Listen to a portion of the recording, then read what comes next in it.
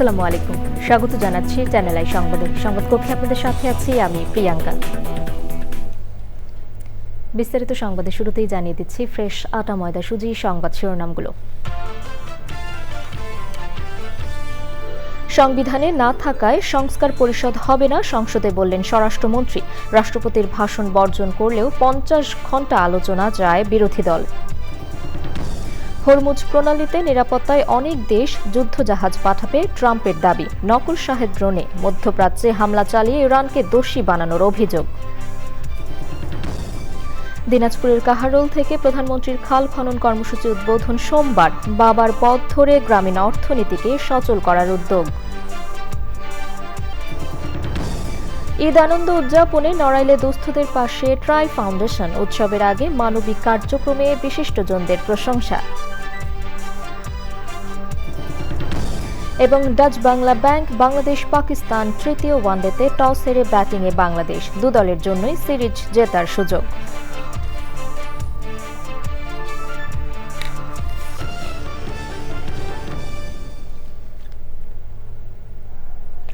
সংবাদ শিরোনামগুলো জানাচ্ছিলাম। এখনকার সংবাদ আয়োজন একই সঙ্গে চ্যানেল আইয়ের ইউটিউব চ্যানেলে এবং চ্যানেল আইয়ের ওটিটি প্ল্যাটফর্ম আই স্ক্রিনে লাইভ স্ট্রিম হচ্ছে। যাচ্ছে বিস্তারিত সংবাদে এবং প্রথমেই ইরান যুদ্ধের 16তম দিন।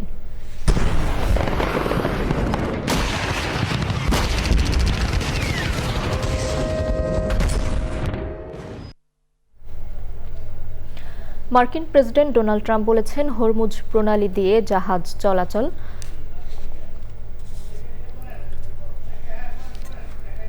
স্বাভাবিক রাখতে অনেক দেশ যুদ্ধজাহাজ পাঠাবে। তবে ফ্রান্স জানিয়েছে তারা এই অঞ্চলে নতুন করে কোনো যুদ্ধজাহাজ মোতায়েন করছে না।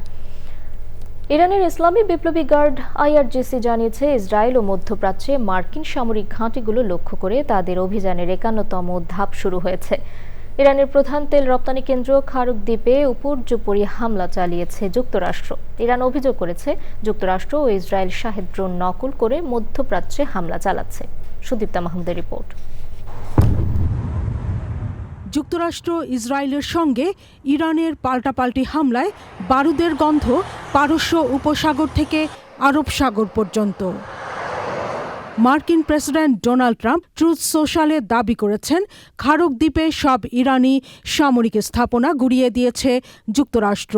হরমুজ প্রণালী দিয়ে জাহাজ চলাচলে বাধা দিলে দ্বীপটির জ্বালানি স্থাপনাতেও হামলার হুমকি দিয়েছেন ট্রাম্প।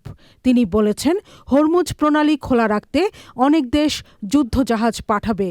তিনি আশা করেন চীন, ফ্রান্স, জাপান, দক্ষিণ কোরিয়া ও যুক্তরাজ্য এই জোটে যোগ দেবে। তবে ট্রাম্পের এই দাবির পরপরই ফ্রান্সের পররাষ্ট্র মন্ত্রণালয় এক বিবৃতিতে মধ্যপ্রাচ্যে নতুন করে যুদ্ধজাহাজ পাঠানোর খবর প্রত্যাখ্যান করেছে। এদিকে ইরানের জ্বালানি অবকাঠামোর কোনো ক্ষতি হলে যুক্তরাষ্ট্রের তেল অবকাঠামোতেও হামলা হবে বলে সতর্ক করেছে ইরানের সামরিক বাহিনী। ইরাকের বাগদাদে মার্কিন দূতাবাস ও হেলিপ্যাডে ক্ষেপণাস্ত্র ও ড্রোন হামলা চালিয়েছে ইরান। সংযুক্ত আরব আমিরাত, বাহরাইন এবং কুয়েতের আন্তর্জাতিক বিমানবন্দর সহ বিভিন্ন স্থাপনায় দফায় দফায় হামলা হয়েছে। এছাড়া ইসরায়েলের তেল আবিব ও হাইফাতে ইরানের হামলায় ঠিক কতজন হতাহত হয়েছে সে বিষয়ে কিছু জানায়নি ইসরায়েল। ইরানের নতুন সর্বোচ্চ নেতা আয়াতুল্লাহ মুস্তফা খামেনির বর্তমান অবস্থা নিয়ে সংশয় প্রকাশ করেছেন ডোনাল্ড ট্রাম্প। এনবিসি নিউজকে দেওয়া এক সাক্ষাৎকারে ট্রাম্প বলেন, এখন পর্যন্ত কেউ তার উপস্থিতির প্রমাণ দিতে পারেনি।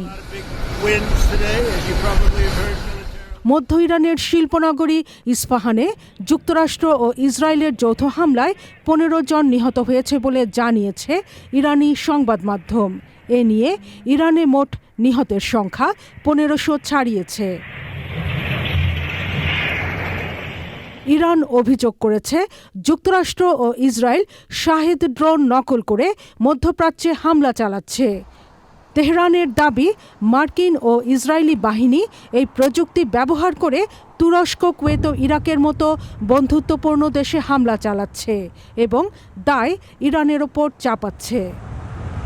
সুদীপ্তা মাহমুদ, চ্যানেল আই। এবারে অন্যান্য সংবাদ। গাড়িতে জ্বালানি তেলের ক্ষেত্রে সরকার বিধিনিষেধ তুলে নিলেও মজুদ দ্রুত শেষ হওয়ায় রাজধানীর অনেক ফিলিং স্টেশন বেশিরভাগ সময় বন্ধ থাকছে। এতে যাত্রীবাহী বাস সহ বিভিন্ন পরিবহন নির্দিষ্ট সময়ে ছেড়ে যেতে পারছে না। কর্তৃপক্ষ বলছে ডিপো থেকে আগের মতো তেল পাচ্ছেন না তারা, তবে ক্রেতাদের চাহিদা বেড়েছে কয়েক গুণ। নাজিব বেগ জানাচ্ছেন। বাংলাদেশ পেট্রোলিয়াম কর্পোরেশন সূত্র মতে দেশে ডিজেলের মজুদ আছে প্রায় 2 লাখ টন। জরুরি প্রয়োজনে ব্যবহার করা যাবে আরও 60,000 টন। দিনে ডিজেলের চাহিদা 12,000 টন।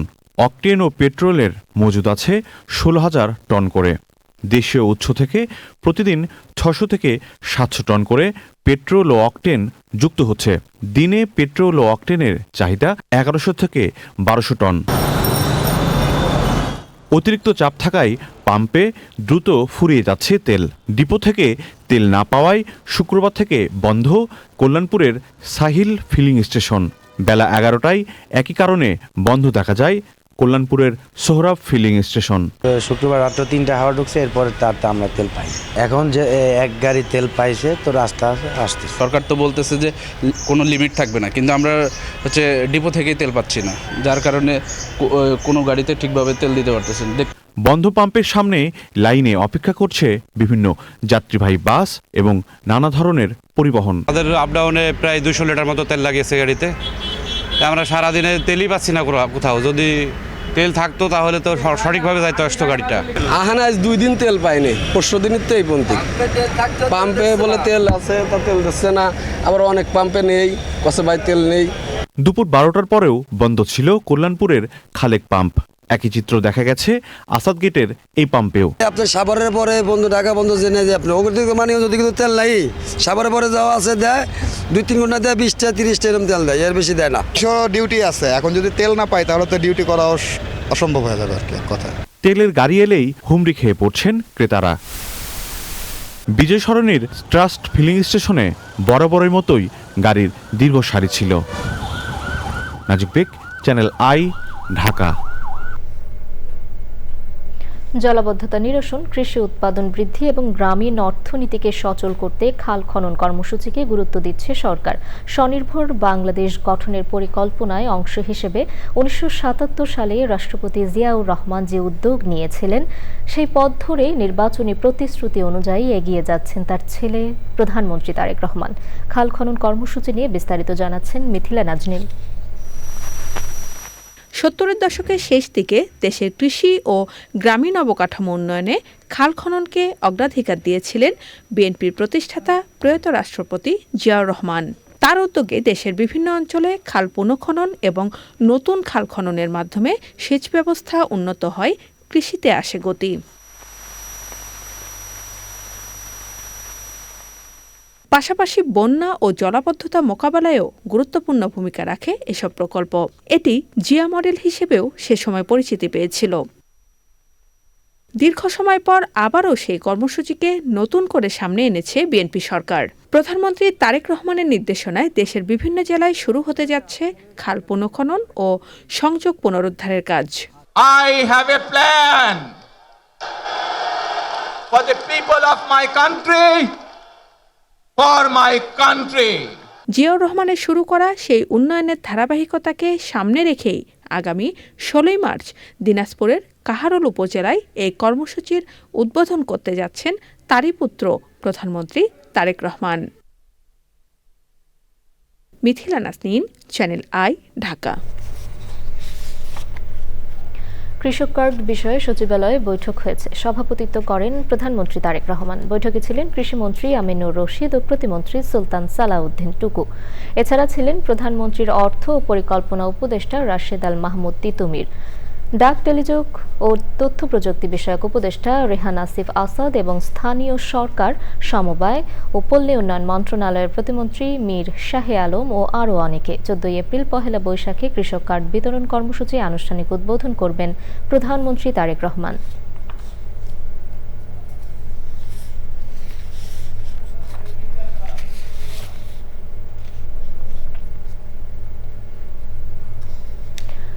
উন্নত চিকিৎসার জন্য প্রধানমন্ত্রীর রাজনৈতিক উপদেষ্টা ও বিএনপির স্থায়ী কমিটির সদস্য মির্জা আব্বাসকে এয়ার অ্যাম্বুলেন্সে সিঙ্গাপুর নেওয়া হচ্ছে। বেলা 11:20 তাকে বহনকারী এয়ার অ্যাম্বুলেন্সটি শাহজালাল আন্তর্জাতিক বিমানবন্দর থেকে যাত্রা শুরু করে। মির্জা আব্বাসের ভাগ্নে ও ঢাকা মহানগর পূর্ব ছাত্রদলের সিনিয়র সহ সভাপতি আব্দুল্লাহ জামাল চৌধুরী আদিত্য জানান, এয়ার অ্যাম্বুলেন্সে মির্জা আব্বাসের সঙ্গে আছেন তার স্ত্রী জাতীয়তাবাদী মহিলা দলের সভানেত্রী আফরোজা আব্বাস ও বড় সন্তান মির্জা ইয়াসির আব্বাস। সে সময় পরিবারের পক্ষ থেকে দেশবাসীর কাছে দোয়া চান আব্দুল্লাহ জামাল চৌধুরী। মির্জা আব্বাসকে বহনকারী এয়ার অ্যাম্বুলেন্সটি বিকেল 3টায় সিঙ্গাপুরে পৌঁছানোর কথা রয়েছে। সেখানকার ন্যাশনাল নিউরো সায়েন্স ইনস্টিটিউটে ভর্তি করা হবে তাকে। সেখানেই তার বাকি চিকিৎসা কার্যক্রম চলবে। স্বাস্থ্য, শিক্ষা ও কর্মসংস্থান এই তিনকে সাথে নিয়ে মানুষের ভাগ্য পরিবর্তনে দেশ জুড়ে কাজ করে যাচ্ছে বেসরকারি উন্নয়ন সংস্থা TMSS। বিভিন্ন জেলায় 43টি শিক্ষা প্রতিষ্ঠান রয়েছে বগুড়ার এই প্রতিষ্ঠানটির। TMSS এর ঋণ নিয়ে জীবন মান বদলেছেন প্রায় 18 লাখ মানুষ। প্রতিষ্ঠানটিতে রয়েছে স্বাস্থ্যসেবা কার্যক্রমও। সময় ইসলাম জানাচ্ছেন। 1980 সালে ভিক্ষুকের 206 মণ মুষ্টি চাল সংগ্রহের মধ্য দিয়ে বগুড়ার ঠ্যাঙ্গামারা মহিলা সবুজ সংঘ TMSS এর যাত্রা শুরু। গ্রামীণ নারী ও দরিদ্র জনগোষ্ঠীর আর্থসামাজিক উন্নয়নের মন্ত্র নিয়ে গড়ে ওঠা TMSS এর রয়েছে 200-র বেশি উন্নয়ন প্রকল্প। দেশ জুড়ে তারা প্রায় 50,000 মানুষকে দিয়েছে কর্মের যোগান। বিশেষ করে নারীদের স্বাস্থ্য, শিক্ষা এবং কর্মকে সবার আগে এগিয়ে রেখেছে TMSS। 2 টাকা থেকে সদস্য আসনু, মা 2 টাকা থেকে সঞ্চয় আসনু, বই আসলো। ঋণ নিছিলেন? হ্যাঁ। কি ব্যবসা? এই মনে করেন গরু ছাগল। কয়টা গরু, কয়টা ছাগল? আমার ছাগল আছে 2টা, গরু আছে 2টা। এখন কি নিজের আঁচলে কয়টা টাকা বাইন্ধে রাখতে পারে? হ্যাঁ, গাভীর দুধ বিক্রি করে টাকা তো বেঁধে রাখবোই। টাকা কি জামাই নেয় না তো? না, জামাই কেন? অটো গাড়ি কিনছিলাম। কত টাকা? 2 লক্ষ। তাহলে ঋণ নিছেন কত? 2 লক্ষ। আচ্ছা, কিস্তি? কিস্তি 13,340 টাকা। এখন যে জামাই অটো চালায়, এখন কি আপনাদের খরচ করে সংসারে কিছু জমে? হ্যাঁ, জমে। সেই জমে যে টাকাটা, সেটা কোথায় কি করেন? সেটা ব্যাংকে রেখে দিই। এটা আবার কোন ব্যাংক?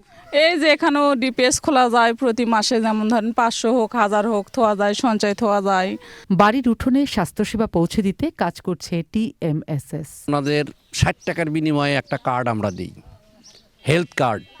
একজন পরিবারের 5 জন সদস্য এটা উপকার পায়। সেটা হলো 300 টাকা লাগে। তাহলে একজনের জন্য কত? 60 টাকা লাগে। শুধু কি এই সেবা আপনারাই পান নাকি যারা ঋণের বাইরে আছে? ঋণের বাইরে আছে সবাই পায়। শুধু কি স্বাস্থ্য দেখে নাকি ওষুধও দেয়? ওষুধও দেয়। এগুলো কি ফ্রিতে? ফ্রিতে দেয়, অল্প কিছু টাকাও নেয়। যদি ছোট মোটো অসুখ হয় তাহলে এখানেই হয়, আর যদি বড় হয় তো TMS এ দৌড়ায়। 2001 সালে বগুড়ার গোকুলে গড়ে তোলা হয় উত্তরাঞ্চলের প্রথম বেসরকারি বিশ্ববিদ্যালয় পুন্ড্রু বিজ্ঞান ও প্রযুক্তি বিশ্ববিদ্যালয়। আমাদের শিক্ষক সংখ্যা প্রায় 80-র অধিক, 90-এর কাছাকাছি। আমাদের ফ্যাকাল্টি আছে 4টি। আমাদের ডেস্টিনেশনটা ভবিষ্যতে হবে আমরা বিশ্বমানের লেখাপড়া ডিসেমিনেশন করব, এবং এখনকার যে বিজ্ঞান ভিত্তিক, বিজ্ঞান মনস্ক যে শিক্ষা ব্যবস্থা, তার সঙ্গে যেগুলি যায় সেই কারিকুলামগুলো আমরা আস্তে আস্তে এখানে চালু করতে চাই। তার মানে এখন যেগুলি আছে আমাদের এখানে, আপনি শোনেন, সেটা হচ্ছে civil engineering, computer science and engineering এবং ইলেকট্রিক্যাল অ্যান্ড ইলেকট্রনিক ইঞ্জিনিয়ারিং। আমাদের এখানে ফার্মেসিও অনুমোদন হয়ে গেছে। আমরা এখানে এগ্রিকালচার করতে চাই। প্রান্তিক জনগোষ্ঠীকে কাজের সুযোগ করে দেওয়ার পাশাপাশি উচ্চ শিক্ষিতদের জন্য TMSS গড়ে তুলেছে নানামুখী কর্মসংস্থান ব্যবস্থা। সময় ইসলাম, চ্যানেল আই, বগুড়া। সংবিধান অনুযায়ী সংস্কার পরিষদের কোনো অস্তিত্ব নেই বলে সংসদে জানিয়েছেন স্বরাষ্ট্রমন্ত্রী সালাউদ্দিন আহমেদ। ত্রয়োদশ জাতীয় সংসদে প্রথম অধিবেশনের দ্বিতীয় দিন বিরোধী দলীয় নেতার প্রশ্নের উত্তরে সালাউদ্দিন আহমেদ বলেন, জুলাই সনদের প্রত্যেকটি শব্দের সম্মান সরকারি দল করবে, কিন্তু আরোপিত কোনো কিছু গ্রহণ করবে না। রাষ্ট্রপতির ভাষণের উপর আলোচনার জন্য বিরোধী দল 50 ঘণ্টা সময় নির্ধারণের দাবি জানিয়েছে বলেও জানানো হয় সংসদে। চকর মালিথার রিপোর্ট। দুদিন বিরতির পর রোববার সংসদের অধিবেশন শুরু হলে স্পিকার দিনের কর্মসূচি ঘোষণা করেন। এ সময় বিরোধী দলীয় নেতা দাঁড়িয়ে কথা বলতে চাইলে স্পিকার তাকে থামিয়ে দেন। পরে প্রশ্নোত্তর পর্বে গৃহায়ন ও গণপূর্ত মন্ত্রী, সমাজ কল্যাণ প্রতিমন্ত্রী এবং সর্বশেষ শিক্ষামন্ত্রী বিভিন্ন প্রশ্নের উত্তর দেন। উত্তর পর্ব শেষ হলে জনগুরুত্বপূর্ণ বিষয়ে বিরোধী দলীয় নেতা ডাক্তার শফিকুর রহমান জুলাই সনদ এবং সংবিধান সংস্কার পরিষদ নিয়ে স্পিকারের দৃষ্টি আকর্ষণ করেন।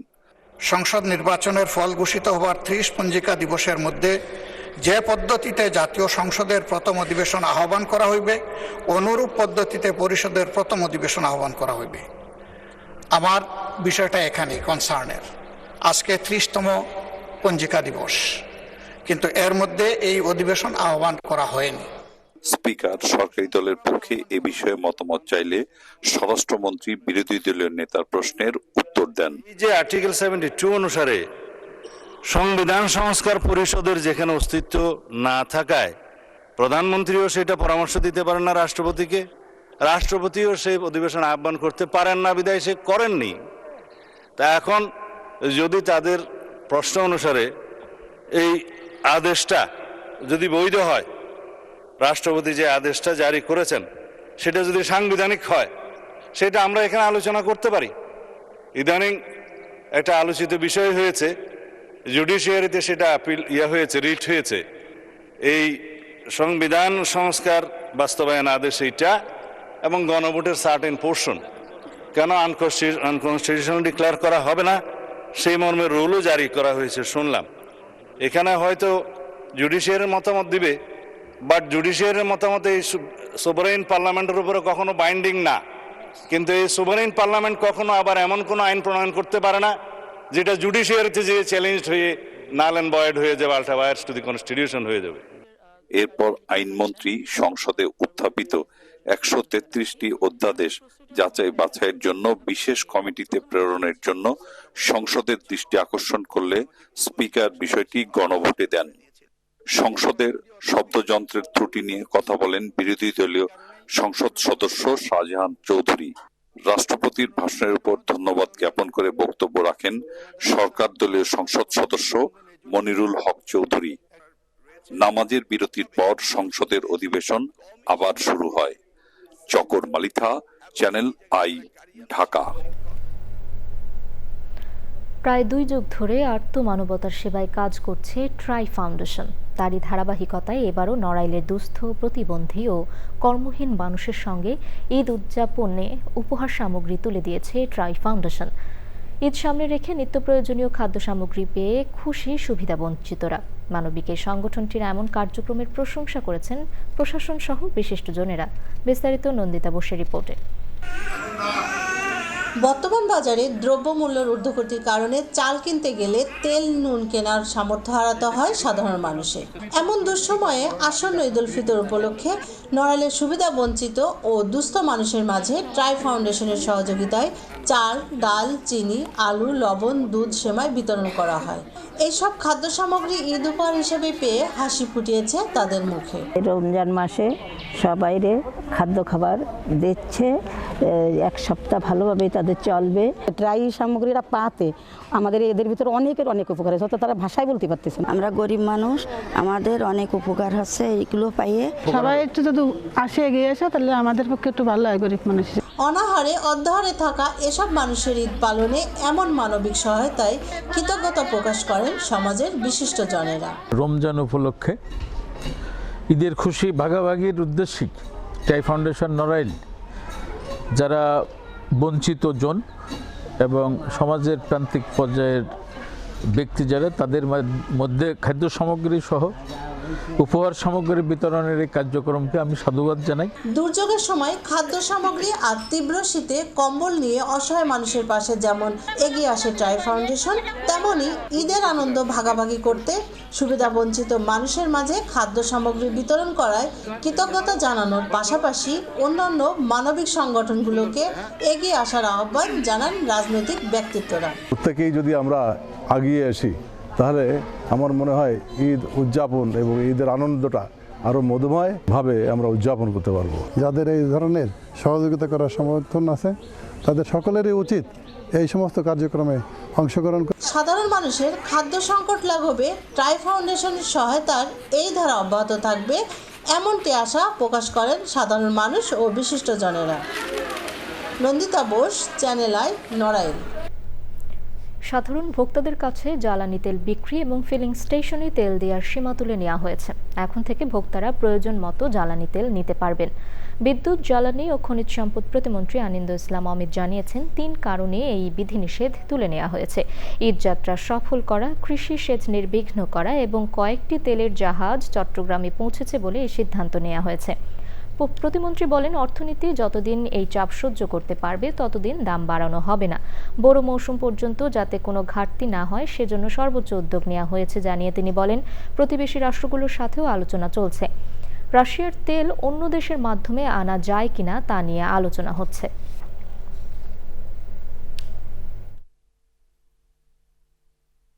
জ্বালানি সংকট মোকাবেলায় সরকার বেশ কিছু সিদ্ধান্ত গ্রহণ করে। ইতোমধ্যে কয়েকটি আমদানিকৃত তেলের জাহাজ চট্টগ্রাম বন্দরে পৌঁছেছে। জনগণের ঈদযাত্রা নির্বিঘ্নে পালন এবং বড় মৌসুমে কৃষকদের প্রয়োজনীয়তা বিবেচনায় জ্বালানি তেল বিতরণে রেশনিং সহ সব ধরনের বিধিনিষেধ তুলে নেওয়ার সিদ্ধান্ত গ্রহণ করা হয়েছে। পরবর্তী নির্দেশ না দেওয়া পর্যন্ত অদ্য 15 মার্চ 2026 ইংরেজি তারিখ হতে সকল বিতরণ পয়েন্ট থেকে চাহিদা অনুযায়ী জ্বালানি তেল বিতরণ অব্যাহত থাকবে। বাংলাদেশের অর্থনীতি যতদিন পর্যন্ত, যে মুহূর্ত পর্যন্ত এই চাপ সহ্য করতে পারবে ততক্ষণ পর্যন্ত, সেই মুহূর্ত পর্যন্ত জ্বালানি তেলের মূল্য বৃদ্ধির কোনো পরিকল্পনা বর্তমান গণতান্ত্রিক সরকার অর্থাৎ জনগণের ভোটে নির্বাচিত সরকারের নেই। এবারে নিটোল টাটা কৃষি সংবাদ।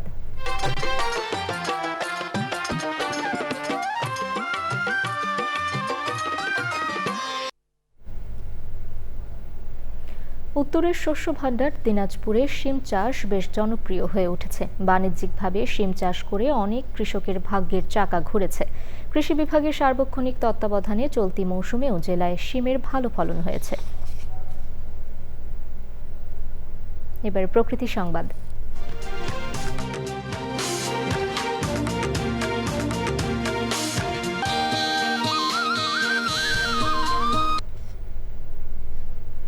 পরিবেশ পরিচ্ছন্ন রাখতে সিরাজগঞ্জ পৌর শহরের বিভিন্ন এলাকায় শুরু হয়েছে ব্যতিক্রম ধর্মী উদ্যোগ। স্থানীয় অসহায় ও কর্মহীন মানুষকে সম্পৃক্ত করে প্লাস্টিক সহ বিভিন্ন বর্জ্য সংগ্রহের মাধ্যমে একদিকে যেমন পরিষ্কার হচ্ছে আশেপাশের পরিবেশ, অন্যদিকে তৈরি হচ্ছে আয়ের সুযোগ। উদ্যোগটিকে ইতিবাচকভাবে দেখছেন স্থানীয়রা। দর্শক, সবশেষে ফ্রেশ আটা ময়দা সুজি সংবাদ শিরোনামগুলো জানিয়ে দিচ্ছি আরও একবার। সংবিধানে না থাকায় সংস্কার পরিষদ হবে না, সংসদে বললেন স্বরাষ্ট্রমন্ত্রী। রাষ্ট্রপতির ভাষণ বর্জন করলেও 50 ঘণ্টা আলোচনা চায় বিরোধী দল। হরমুজ প্রণালীতে নিরাপত্তায় অনেক দেশ যুদ্ধ জাহাজ পাঠাবে ট্রাম্পের দাবি। নকল শাহেদ ড্রোনে মধ্যপ্রাচ্যে হামলা চালিয়ে ইরানকে দোষী বানানোর অভিযোগ। দিনাজপুরের কাহারোল থেকে প্রধানমন্ত্রীর খাল খনন কর্মসূচি উদ্বোধন সোমবার। বাবার পথ ধরে গ্রামীণ অর্থনীতিকে সচল করার উদ্যোগ।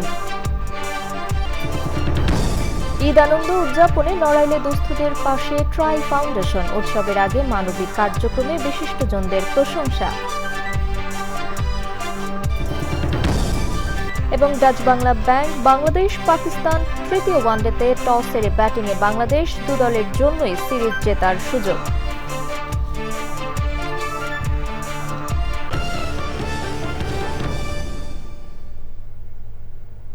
দর্শক, এখনকার সংবাদ আয়োজন এ পর্যন্তই। এতক্ষণ সাথে থাকার জন্য ধন্যবাদ সবাইকে।